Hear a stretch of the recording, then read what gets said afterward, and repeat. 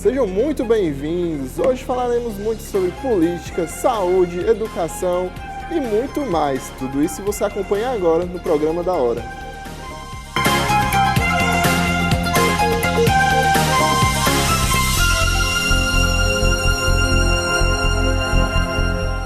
A TV União não se responsabiliza por conceitos, falas e diálogos entre os convidados em debates nos programas veiculados na grade. A direção.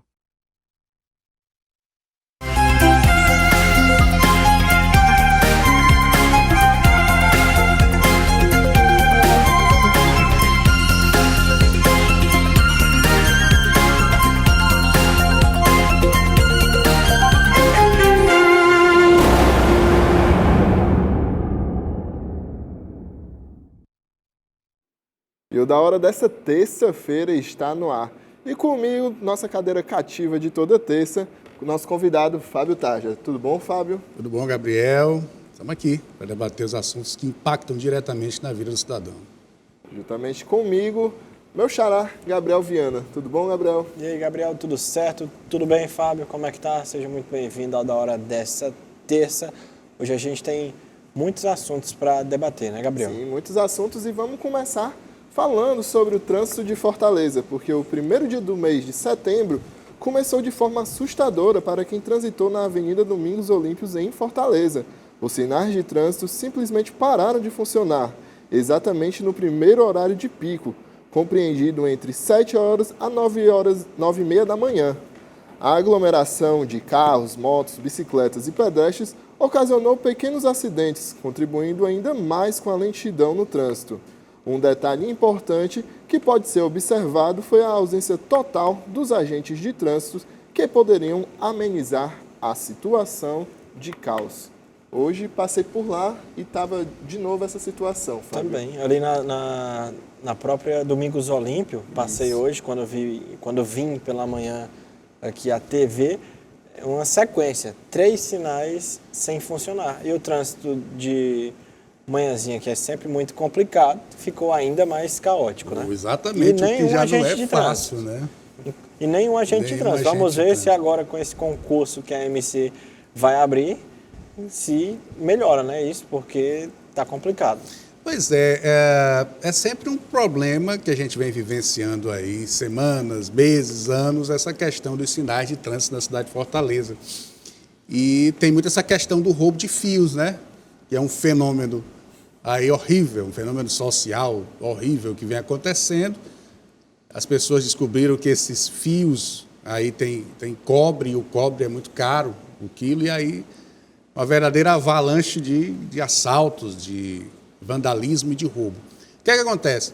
Mas a gestão em Fortaleza, além da MC propriamente dita, tem aqueles outros agentes de trânsito, que a gente sabe que eles têm feito um trabalho exatamente de orientação e organização nos sinais de trânsito quando acontece esse tipo de fenômeno. Agora, veja, Domingos Olímpio, uma das principais avenidas da cidade, que já vem cotidianamente tendo esse problema, e no primeiro dia do ano, ali no 1º de setembro, esse foi um flagrante meu, eu vinha de moto, né, e resolvi fazer essas fotos e trazer para cá para a gente estabelecer esse debate, porque não se justifica mais esse tipo de situação. É preciso que a Prefeitura fique mais atenta na substituição desses equipamentos. Existem aí possibilidades de se implantar placas de energia solar que vão atender aí os sinais. Então, é preciso que se entenda que precisa acabar com esse problema. E outra coisa, ir atrás tanto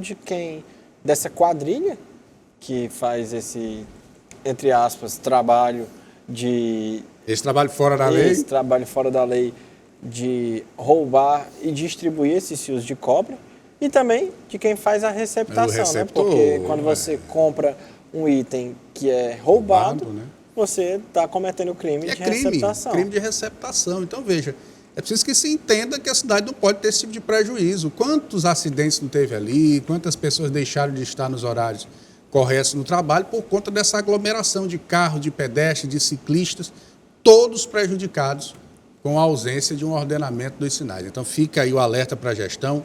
A sociedade espera que esse problema seja resolvido, seja lá de que forma for, com a vigilância mais intensa, utilizando aí a própria Guarda Municipal e com os agentes de trânsito e aqueles outros agentes que não são da AMC, mas que prestam serviço de ordenamento de trânsito, mais presentes, principalmente em episódios como esse que a gente flagrou aí. Pois é, o problema maior acho que não é nem para quem está transitando na Domingos Olímpio, é quem vem na transversal e que quer entrar, porque o fluxo na Domingos Olímpio é realmente muito grande. Então, só se houver uma alma muito boa de parar ali para os outros carros passarem. Para fluir. Mas realmente quem vem ali na transversal fica complicado. Por isso que tem o sinal. Por isso que tem o sinal. Que é para esse pessoal ou dobrar na Domingos Olímpio ou seguir sua vida ali rumo ao centro da capital, né? E é uma avenida muito importante, sai ali do bairro Benfica e desemboca ali na Guanambi, aí se torna Antônio Salles, vem aqui para Aldeota, então realmente... Ou seja, é uma via, uma avenida que ela percorre áreas importantes de Fortaleza. Como você falou, a Guanambi, essa aproximação do centro, né? Então as pessoas que vão para o centro sempre passam ali. Então é importante que haja esse entendimento também, principalmente nessas avenidas de grande fluxo, porque atrapalha e atrapalha muito. Com certeza. E a gente vai falar de política, porque Reginaldo lembrou que nas eleições municipais de 2020, Wagner não foi eleito por uma diferença de menos de 3% dos votos dos fortalezenses, apesar do apoio que o então candidato Sarto recebeu de diversas forças políticas na capital cearense. E aí, Fábio, o que falar desse contexto, dessa fala? O que é que acontece? Nos últimos meses e agora mais nas últimas semanas, a gente vê aí os partidos se acotovelando, né?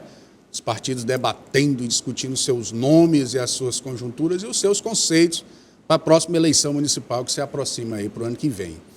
O capitão Wagner é uma figura política, sem sombra de dúvidas, que tem uma expressão e ainda tem um debate muito forte, não só vinculado à segurança, mas aí em diversos outros setores da sociedade. E no último pleito eleitoral, o Reginaldo destacou bem a diferença muito pouca, a diferença de, se não me engano, 3%, para o vencedor, sendo que o Sarto tinha toda a estrutura, aí, inclusive do governo do Estado e dos Ferreira Gomes, que a família política é representativa, ainda muito representativa, no cenário político de Fortaleza. Então, o que é que se entende?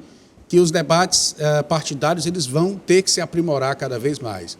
Que a própria sociedade, o próprio fortalezense espera que esse debate cresça no sentido de se apontar soluções. Na pauta anterior, nós falamos de um problema real, né, que precisa de solução. Então, é isso que o povo espera, que realmente o debate seja na esfera administrativa, política e de ideias, no bom debate de ideias. Por isso, essas diferenças, muitas vezes, pequenas de quem foi eleito para um segundo colocado. Porque é o aprimoramento do debate democrático e esse debate vem chegando cada vez mais nas comunidades, o que é muito interessante para a política e para a política das ideias.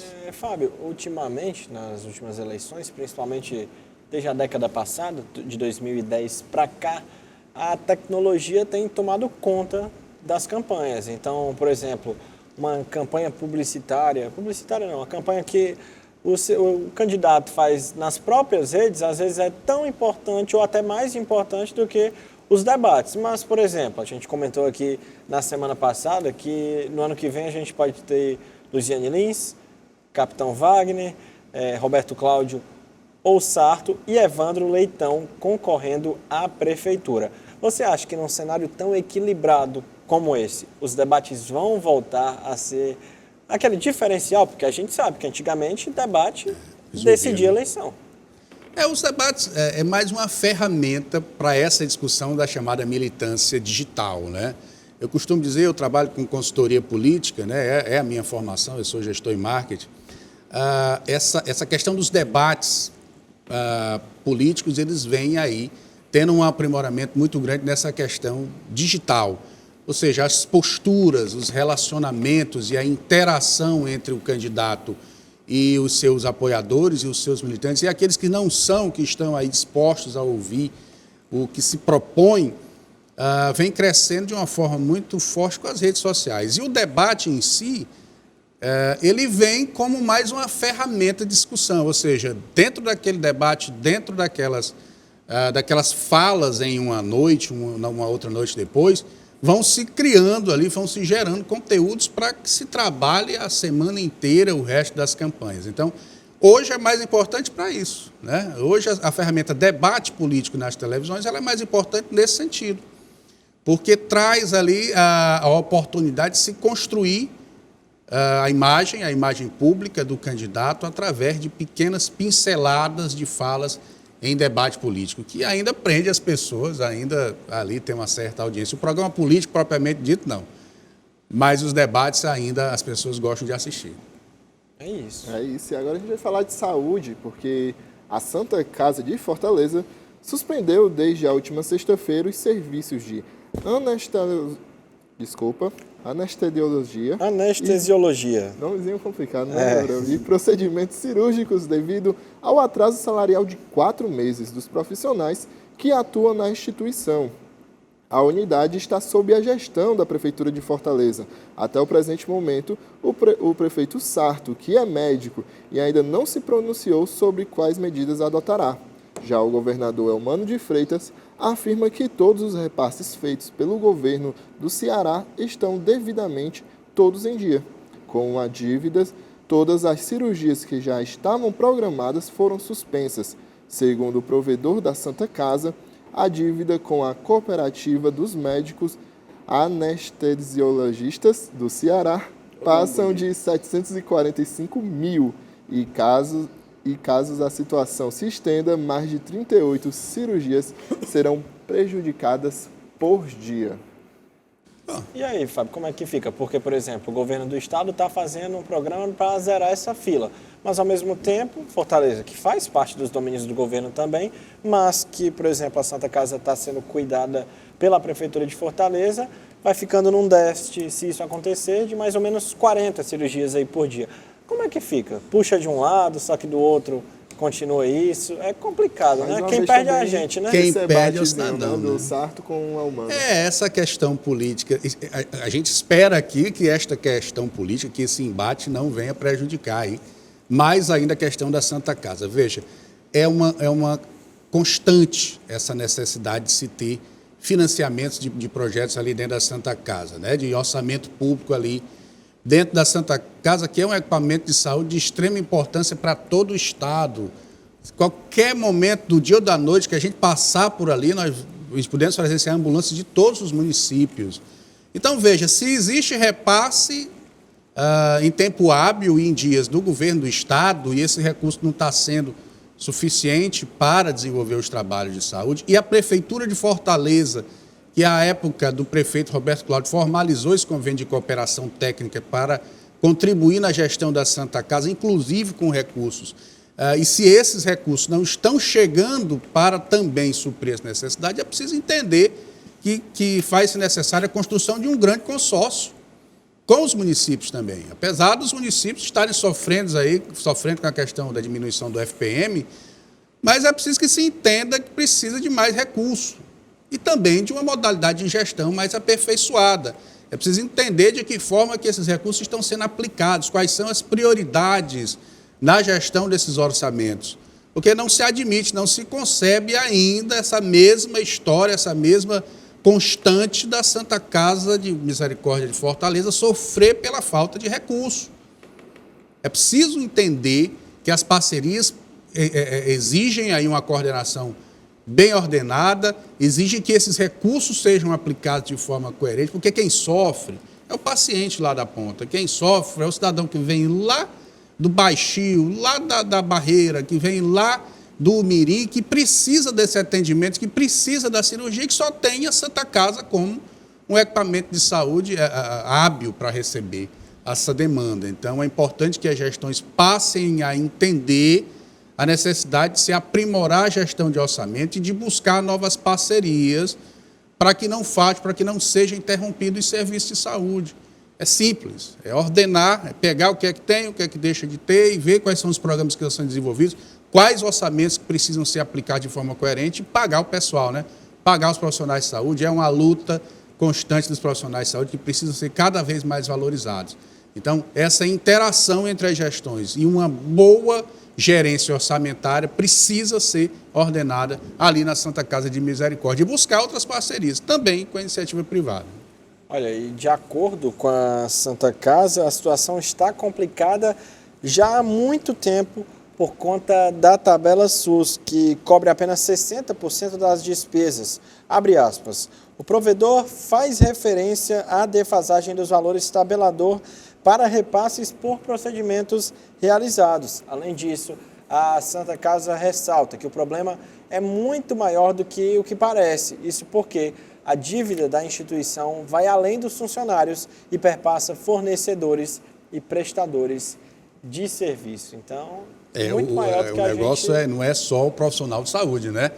Você está vendo aí que os fornecedores, aquele que vende a gás, que fornece a gás, o álcool, o algodão, os insumos necessários para ali, os procedimentos cirúrgicos e o pós-cirurgia, né? Que precisa de todos esses insumos para aí garantir a melhoria do paciente. Então, chegou a um nível absurdo, alarmante, e é preciso que exista esse entendimento, onde é que tem que mudar, o que é que precisa melhorar, o que é que precisa entender para amenizar a situação.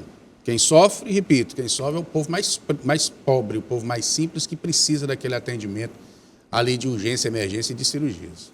E continuando na saúde, porque o Ceará é o primeiro estado do país a concluir a elaboração dos planos de saúde regionais e aprová-los na sua comissão de intergestores regional.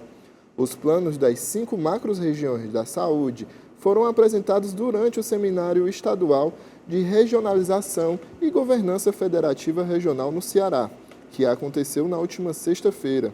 O evento realizado pela Secretaria da Saúde do Ceará foi aberto pela secretária da Saúde, Tânia Mara Coelho, e pela superintendente do Ministério da Saúde no estado do Ceará, Kelly Arruda.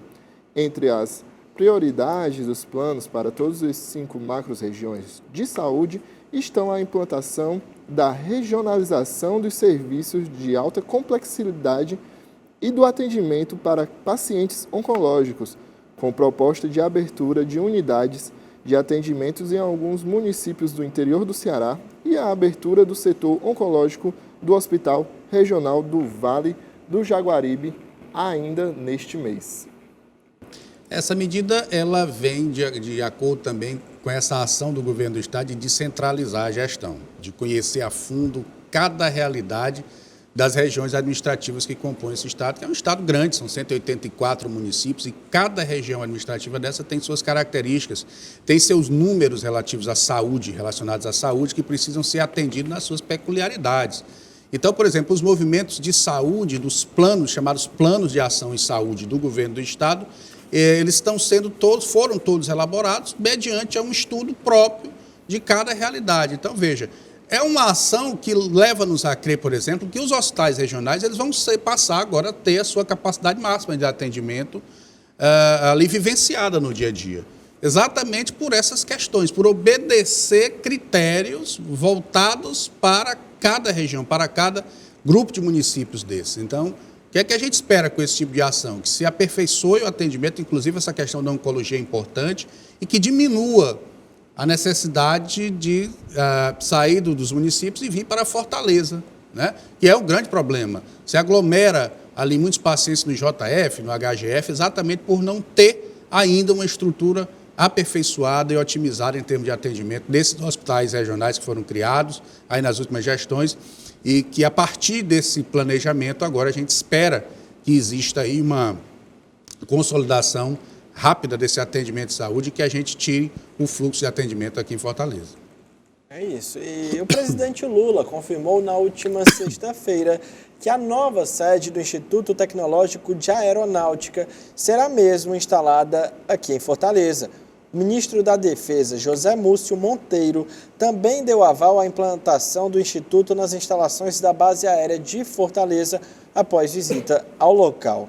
Abre aspas. É um presente que a gente vai dar ao Ceará, fecha aspas, foi o que disse Lula em um discurso durante as comemorações de aniversário de programas de microcrédito do Banco do Nordeste, aqui na capital. Depois, o presidente acrescentou ainda que a medida é uma compensação pelos resultados do Estado nas avaliações educacionais. Realmente, são muitos alunos, se não cearenses de nascença, mas que estudam em colégios daqui do Ceará e que são aprovados no ITA? Na verdade, é um reconhecimento importante, né, do governo federal, exatamente por esse fato que você citou, os números, né? Então, a gente pode observar que nos vestibulares do ITA, muitos cearenses, muitos nordestinos, porque, veja, vai ser uma escola polo, vai atender o Piauí, o Maranhão, dos estados do Nordeste, do modo Norte geral, também. do Norte também, que vai estar mais próximo. Então, é um reconhecimento a esse avanço, cada vez mais, é um reconhecimento do governo federal com essa implantação do ITA aqui em Fortaleza. Então, quem ganha com isso é a população, quem ganha com isso é o aluno que vai poder fazer o vestibular aqui, vai poder estudar aqui perto da sua família, vai diminuir o custo desses alunos terem que se deslocar para outro estado. Então, é um avanço importante na questão da educação militar, da educação do ITA, que vai fortalecer ainda mais a questão do Estado. Porque um instituto de educação como esse, instalado aqui em Fortaleza, movimenta uma cadeia produtiva importante. O governo está de parabéns, essa busca por esse equipamento, e o reconhecimento veio em um tempo hábil. Parabéns também para os principais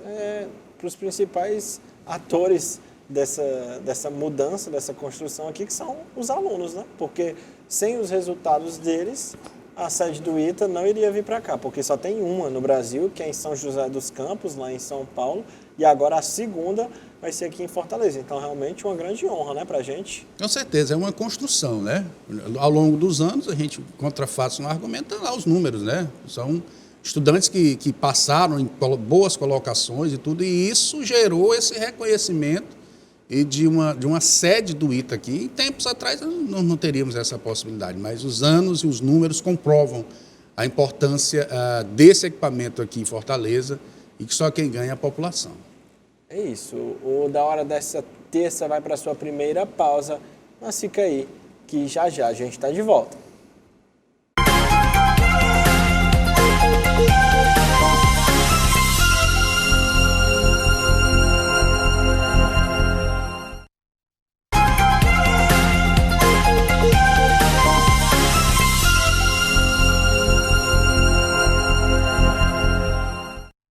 E o Da Hora dessa terça-feira está de volta. A Câmara Municipal aprovou o projeto da Prefeitura de Fortaleza para a concessão de terminais, estações e corredores estruturados vinculados ao sistema de transporte coletivo urbano de passageiros em Fortaleza. O objetivo da matéria é aliar iniciativa privada e o setor público para garantir qualificação contínua no serviço prestado à população. Com mais conforto e satisfação dos usuários dos transportes públicos municipais, o projeto tramitou na Comissão Conjunta de Constituição e Justiça, Orçamento e Fiscalização e Administração Pública, antes de ser aprovada em plenário pelos vereadores. Mais uma ideia de iniciativa pública e privada em benefício da população, né, Fábio? É aquilo que a gente vem debatendo em alguns programas, né?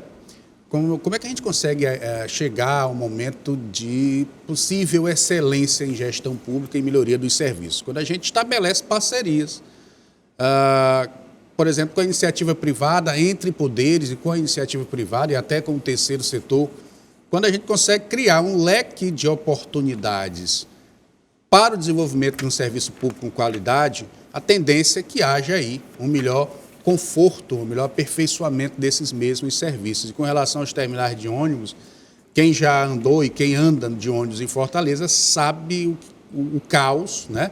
Que é, por exemplo, você estar num terminal da Parangaba ou do Siqueira em horário de pico. Muita gente, lotado demais, os serviços, o ônibus muitas vezes atrasa, e aí a lotação dentro do ônibus é tremenda, ocasiona uma série de problemas aí. Com essa abertura de possibilidades com relação à parceria público-privada, a Prefeitura vai dar oportunidade para que essa iniciativa ela venha aprimorar esse serviço, abrindo novos corredores de ônibus, abrindo pequenos terminais de médio porte, para exatamente diversificar e oferecer mais oportunidades para o usuário do transporte coletivo. Então, ele vai poder ter ali, mais próximo à casa dele, outros pequenos terminais, pelo menos é o que a gente está entendendo nessa matéria, e vai diminuir o fluxo de pessoas nos terminais maiores. nos terminais que nós temos aqui já em funcionamento. Então, a gente espera que essa iniciativa realmente avance. O projeto foi aprovado na Comissão de Constituição e Justiça da Câmara, agora ele vai receber um parecer da Comissão de Transporte, que deve ser um parecer favorável, e depois votado em plenário, encaminhado para o prefeito José Sarto, que vai sancionar a iniciativa, e aí a gente espera que realmente essa iniciativa avance e que comece a ser construído novos corredores de ônibus para aí desafogar os terminais e melhorar a qualidade de vida do usuário. Essas iniciativas elas podem afetar também o transporte público ou somente a parte estrutural dos terminais, das rodovias? Eu acho que diretamente vão existir o oferecimento de novos ônibus, né? Não só os que já existem ali, mas vão ter que existir novos ônibus. E deve estar na mensagem, eu não li a mensagem, mas deve ter também a oportunidade de adquirir ônibus e colocar nas linhas. É isso, e a gente fala de política agora porque a proposta que foi aprovada na última quarta-feira pelos deputados federais e que agora segue para nova análise do Senado, mostra que após mudanças no projeto de lei 334 de 2023, todos os municípios brasileiros terão direito ao benefício com percentuais escalonados, de acordo com o Produto Interno Bruto per capita de cada cidade. Assim, a redução poderá variar, representando uma queda de 10% a 60% nos gastos municipais. E aí, Fábio? É uma iniciativa, deixa eu só ler aqui. A proposta do repasse para os municípios. A questão do repasse dos municípios, os municípios que vêm sofrendo com a questão do fundo de participação, e houve a famosa diminuição desses repasses, prejudicando toda a estrutura de funcionamento das cidades, mas que agora existe aí uma possibilidade de incremento a partir do ICMS, aí, de ações como essa, de outros repasses para tentar compensar aí o desfalque financeiro.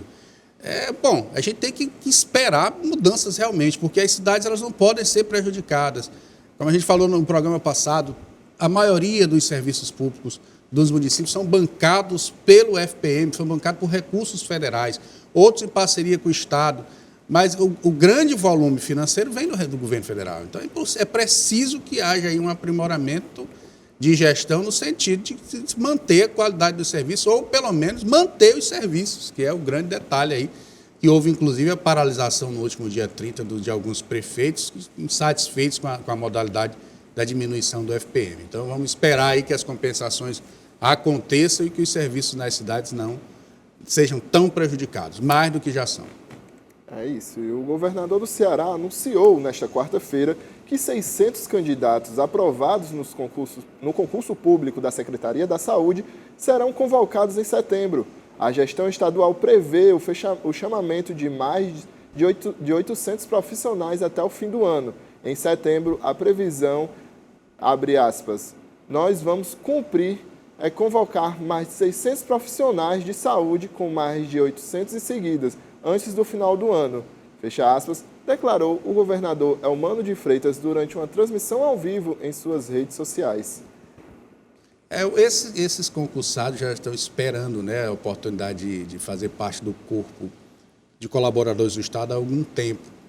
Então, o governador deve ter feito todos os seus estudos técnicos, financeiros, aí com a sua equipe econômica, no sentido de chamar esse pessoal para compor essas vagas hoje ocupadas pela maioria como terceirizados e como cooperados, o que a gente entende como importante. Porque aí, se você tem um funcionário concursado dentro da unidade de saúde, você não agrega tanta rotatividade, né, nas estruturas de saúde do Estado e a estrutura de saúde pública no Estado do Ceará precisa desse aperfeiçoamento, precisa dessas novas equipes de profissionais concursados, gente que está aí há muito tempo lutando por essa oportunidade, que estudou, que se preparou para passar no concurso e que espera ser aí atendido com a vaga, ser chamado, e a população espera ter equipes que vão poder atender com qualidade, não que os cooperados, os terceirizados não atendam, mas entenda que é importante que se tenha uma equipe própria de colaboradores oficiais do governo do Estado. A população entende que isso é importante, a sociedade cobra esse tipo de ação e o governador promete avançar nesse chamamento e nós vamos estar aqui atentos, nós como Quarto Poder, como imprensa, vamos estar atentos a esses chamados. Olha, Fábio, e o que a gente vai falar agora parece até que já começou o período eleitoral do ano que vem, porque o vice-prefeito de Fortaleza, Elcio Batista, rebateu as críticas da deputada federal Luiziane Lins de que o grupo do atual prefeito de Fortaleza, José Sarto, não conhece a cidade e que precisa de GPS para se locomover aqui na capital. Em resposta, o vice-prefeito, embora tenha ressaltado respeitar a parlamentar, indicou que ela está começando a aparecer nos bairros em virtude da sua pré-candidatura. Abre aspas. Eu respeito muito a deputada federal Luiziane Lins, ela foi prefeita de Fortaleza, mas se falta bússola para alguém, é justamente para a Luiziane, que vem pouco à cidade de Fortaleza. Ela agora, como pré-candidata, está começando a aparecer nos bairros, mas ela, infelizmente, não é uma pessoa hoje presente na cidade de Fortaleza para fazer um debate sobre a transformação que está ocorrendo na cidade. Fecha aspas, essa foi a resposta do vice-prefeito. Então, os debates já começaram, né? As alfinetadas já estão violentíssimas, né? Luiziane Lins soltou essa pérola com relação à gestão do prefeito José Sarto, que é a prefeitura que construiu, inclusive, mais regionais, ou seja, descentralizou o poder de gestão para estar mais perto do fortalezense, das periferias. Então, a gente tem que entender que o prefeito e a sua equipe conhecem, sim, a cidade de Fortaleza, percorre aí as regiões administrativas dessa cidade, os bairros, principalmente os bairros mais periféricos, entendendo os problemas e pautando possíveis soluções. Aí, quando se entende que é um ano pré-eleitoral, começa esse jogo de toma lá, dá cá. O Elcio respondeu aí em tempo hábil a ex-prefeita e hoje deputada federal Luiziane Lins, que realmente precisa estar um pouquinho mais presente na capital. Ela que foi prefeita 8 anos de Fortaleza, mas que com o mandato de deputada federal tem lá suas obrigações maiores com relação ao país e que se aproxima de Fortaleza quando a questão é política, né? Lembrando que a política boa é a política de gestão, é a política de aperfeiçoamento de gestão. E para isso precisa de todo um conjunto de fatores, de todo um conjunto de parcerias, para que funcione, para que realmente as comunidades sejam atendidas. Nós que percorremos as comunidades nos deparamos com todo tipo de problema. Olha aí, todo Fábio, tipo de problema. Olha aí o cenário Os aí. 5 possíveis candidatos. 5 possíveis Lembrando, candidatos. O prefeito José Sarto, o atual prefeito José Sarto, ainda pode entrar no embate dentro do próprio partido. Ainda né? tem que Porque provavelmente passar por uma convenção. O Roberto Cláudio também pode surgir aí nesse cenário, né? E aí teria uma eleição interna. É aquele processo de convenção, né? O Sarto, o atual prefeito, ele tem prioridade para a sua recondução à frente da Prefeitura de Fortaleza. Mas ainda existe esse embate, nomes começam a surgir dentro do PDT, e o que se promete é um cenário político muito acirrado, muito disputado e com tensões diversas vindas dos partidos e das discussões. E né? tanto de extrema-direita até a extrema-esquerda De vai direita, ser bem diverso. vai ser bem diverso. Falando em direita, aquele candidato da direita que estava à direita na imagem, André Fernandes, pode surgir realmente como candidato a prefeito? Porque não se tem falado muito ainda sobre ele. Mas é um nome, né? É um nome, pode surgir sim como um representante da direita propriamente dita, da direita pura, né? É um jovem, né, que vem despontando aí politicamente com votações expressivas na cidade de Fortaleza e deve apresentar seu nome ao seu partido e o seu projeto de gestão. O que é que a gente tem que orientar o nosso telespectador, o cidadão de Fortaleza? Vamos observar o comportamento de cada um desses pré-candidatos, vamos dizer assim, né? Dessas pessoas que estão colocando seu nome à disposição dos partidos para uma convenção, para serem pré-candidatos. Vamos observar o comportamento, vamos observar de que forma eles debatem os problemas aqui da cidade de Fortaleza, porque esse é o princípio da boa política, a observância do comportamento de cada um deles, do que eles têm a oferecer em termos de contribuição para melhorar a qualidade de vida, de um trânsito melhor, de uma saúde mais ordenada, de uma educação mais equilibrada e de resultado. É isso que a gente precisa, é isso que a população precisa. Os acirramentos, as intrigas, as alfinetadas, elas só servem para a discussão em bar, para a discussão em calçada.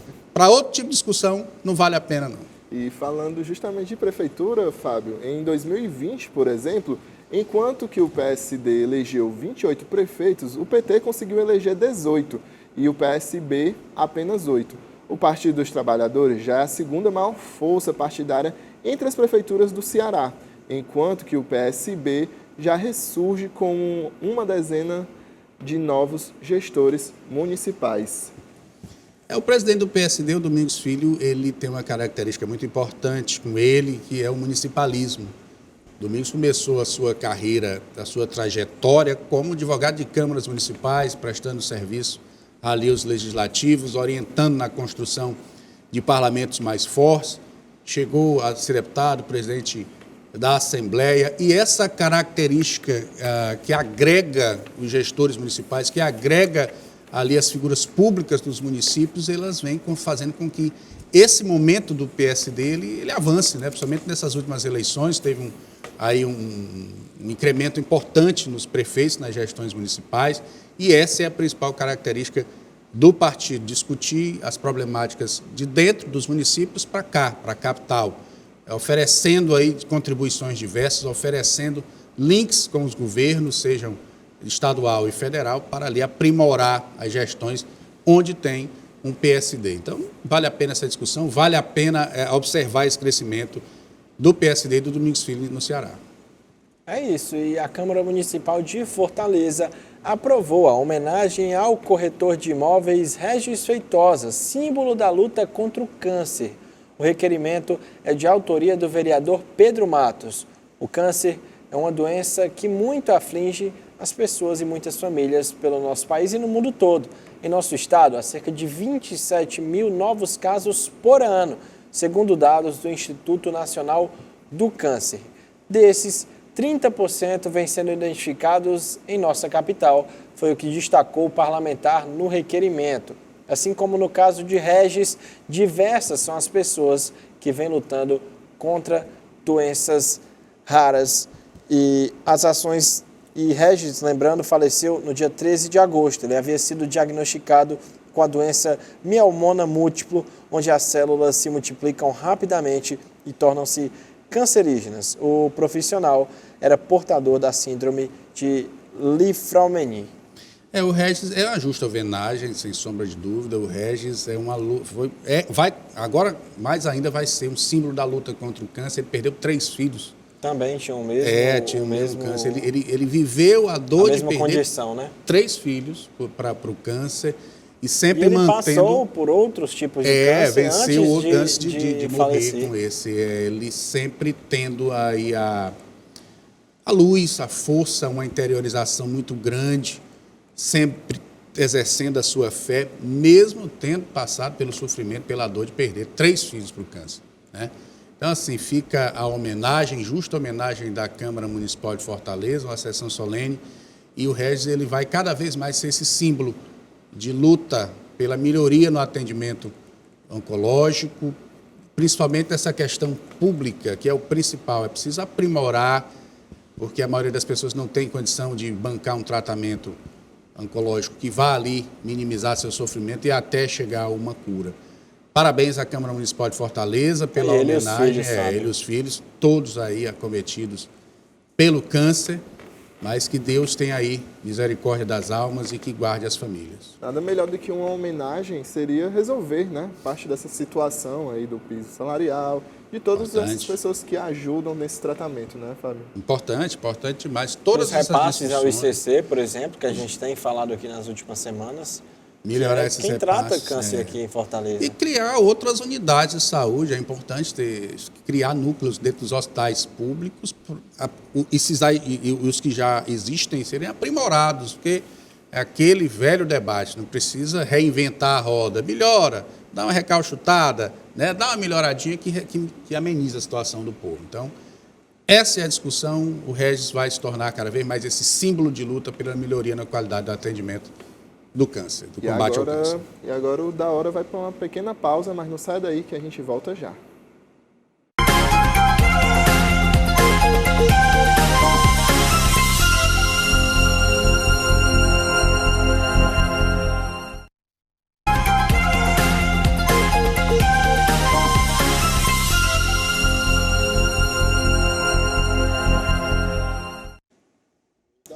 terça-feira está de volta.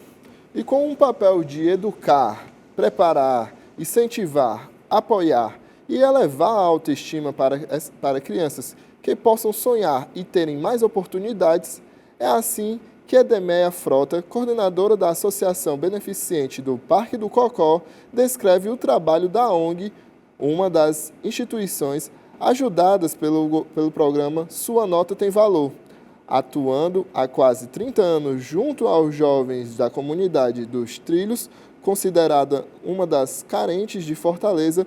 A associação segue a missão de manter os jovens que vêm de uma situação de vulnerabilidade e muitas vezes de uma família desestruturada. O que começou como uma forma de dar reforço escolar aos alunos da área, passou a ser muito mais para as crianças e jovens de 0 a 15 anos. Mas uma ação boa, incentivo, que vem de uma iniciativa, né? Sim, com certeza.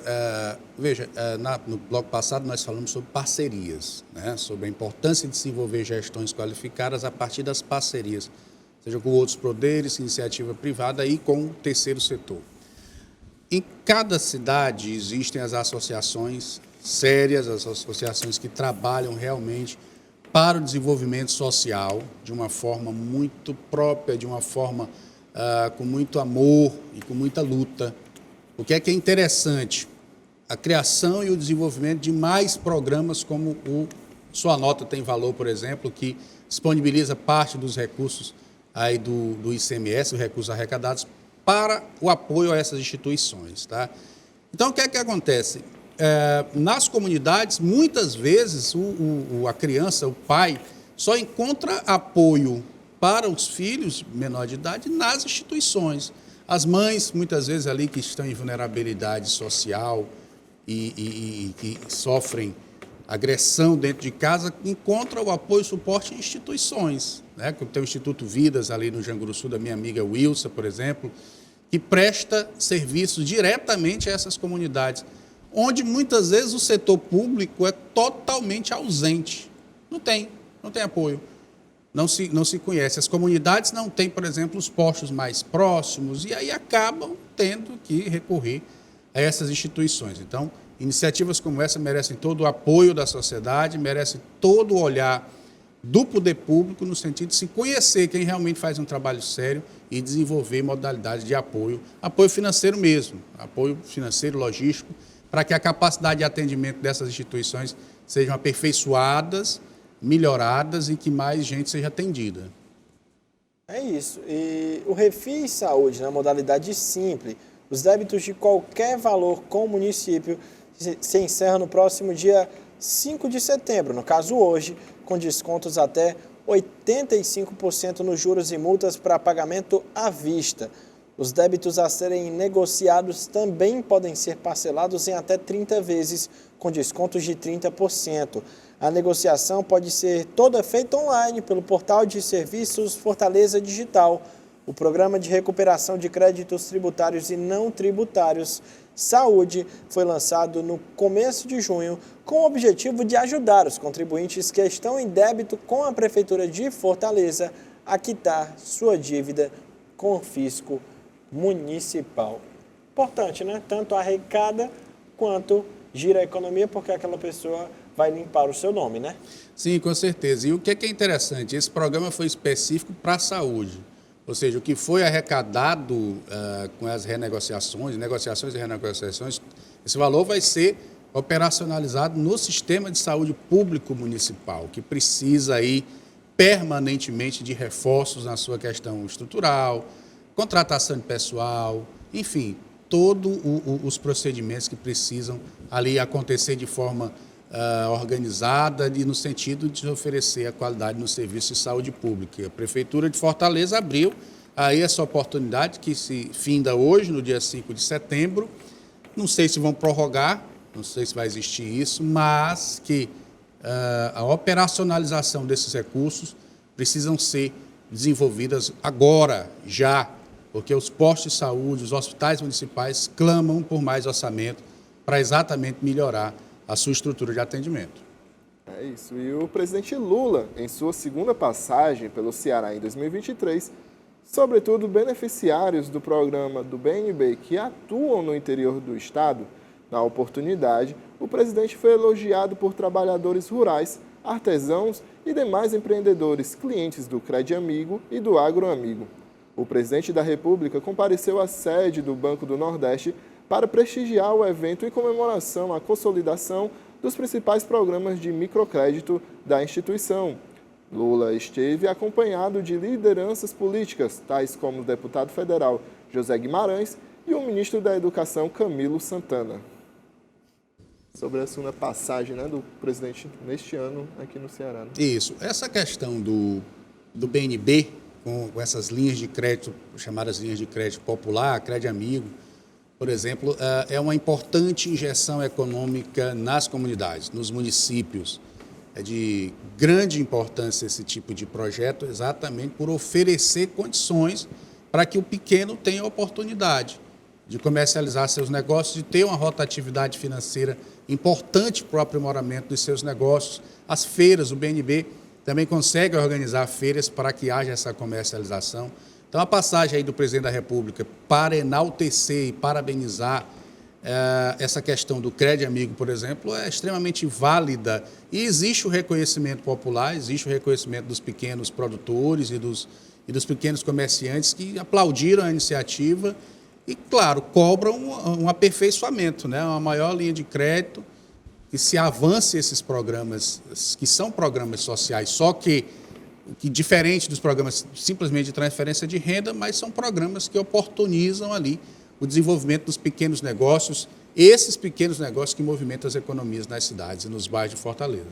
E a gente sabe que para ter um negócio, para que ele tenha viabilidade, principalmente no início, tem que ter um bom investimento e pouca gente vai ter esse dinheiro para arcar com isso. Então, a importância do crédito com taxas de juros que não sejam abusivas, Porque não adianta você dar o crédito, mas aí depois cobrar uma taxa de juros que seja altíssima. A pessoa não vai ter a margem dela de lucro, de faturamento também, para conseguir ir girando e melhorando o seu negócio, Sim. O que é importante do Cred Amigo? A taxa de juros é só para manter o programa, é só para reinvestir no próprio programa. É bem simples, é bem irrisória. E o que é importante? O Cred Amigo também oferece capacitação. Então, muitas vezes, o cidadão artesão, ele sabe produzir uma boa peça, ele sabe fazer uma escultura, mas ele não tem muita noção de gestão do seu negócio.